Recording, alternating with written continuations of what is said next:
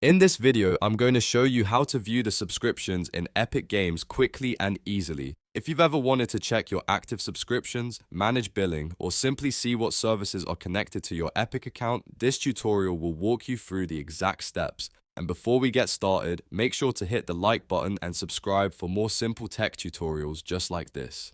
Alright, let's jump in. First, open Epic Games in your browser. You can do this on any modern browser on your computer. And once the Epic Games site loads, make sure you're signed in to the correct account. This is important because your subscriptions are linked to the account you're currently using. Next, look toward the top corner of the page and open the profile menu. This is usually where your account options are stored, and it gives you access to settings, account details, and subscription information. Once the menu opens, click Account. That will take you to your Epic account management page. Now that you're on the account page, look for the subscription section and click it. This is where Epic Games lists any active subscriptions tied to your account. Depending on your account activity, you may see services, recurring plans, or subscription details here. If you're checking for billing purposes, this is the place to confirm what's active and what may need to be cancelled or reviewed. Once you've clicked subscriptions, you should be able to view the information you need right away. If there are multiple entries, take your time reviewing them so you can make sure everything matches your expectations.